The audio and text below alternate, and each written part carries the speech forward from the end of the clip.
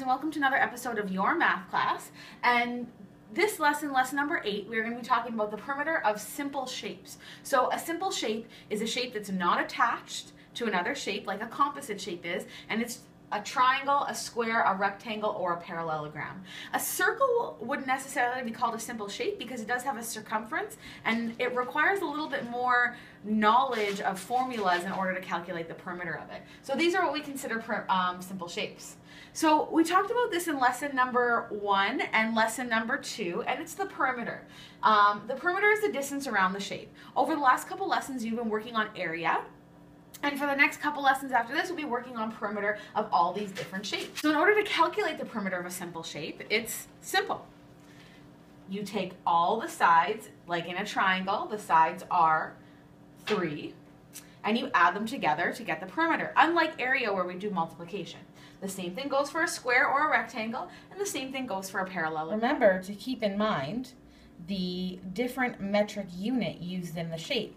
This shape here has centimeters. This shape here is entirely in meters, but this shape here is a little bit trickier. It's in hectometers and kilometers. So you need to make sure that with each shape that you look at that you are checking, 1, what is the unit that is being used? Are there different units?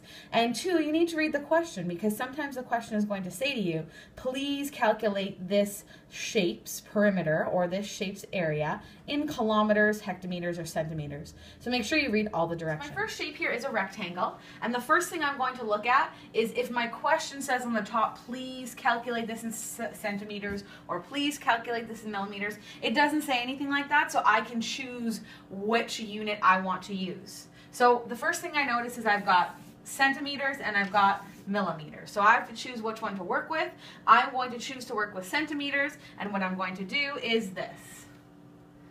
I know that 250 millimeters, I got that decimal place. Centimeters is next in line, so it's going to be 25 centimeters. All right, so now I know that I have two sides that are 30 centimeters and two sides that are 25 centimeters. Now there are several ways to do this, but I'm going to use the addition way because it's the most simple way for me to do it. So I'm going to just do repeated addition. So I have 25 plus 25 plus 30 plus 30, and then I find my results. Now what I like to do is I like to go 25 plus 25 is 50, plus 30 is 80, plus another 30 is going to be 110. Okay, I've shown all my work, and now all I have to do is up here write 110 centimeters.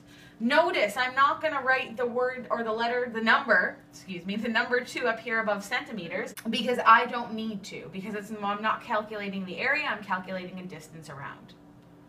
The next shape we have here is a triangle, and the first thing I'm going to do is I'm going to examine my units. I see hectometer, kilometer, and kilometer. Nothing above my question says that I have to calculate it in any particular unit, and because I have 2 that are already in kilometers, I'm just going to go ahead and use kilometers, and I'm going to change this hectometer to kilometers. I know that hectometers is right below kilometers on the chart of metrics, so I don't even have to pull out my chart of metrics. I'm just going to move this right here so that I have 11.6 hectometers, or sorry, 11.6 kilometers now. And now all of my units are in kilometers. It's much easier to work with. So I'm going to go ahead, I'm going to start my equations. And this is easy for a triangle. All I have to do is 10 plus 9.5 plus 11.6. I'll get my answer. And I know that my answer is 31.1. Make sure I write my unit at the end. And just for you to be able to see a lot easier, I put it up there. You do not have to include this little P equals. You're going to follow the way the book tells you to do it. This is just the way that I like to do it for you, for your visual benefit. This is for your visual benefit. The last and final shape I have for us to work on is a parallelogram, one of our favorite shapes. And what I'm going to do first is I'm going to check my dimensions. Well, first I know that this side is equal to this side because they have those markers that let me know that. And I know that this side is equal to this side. So my lengths are the same and my widths are the same. But what I do have to notice is that my units, they are different. I have 70 decimeters and 9 meters. So when I think about my chart of metrics, I know that decimeters comes right before meters. So I just have to move my decimal place one time, and I'm going to end up with 7 meters. Nothing above my question says I have to pick a particular unit to work with, so I'm going to work with meters, and this is pretty simple for me to do. I'm going to go 7 plus 9 plus 9, and then I'll get my answer, which is 32.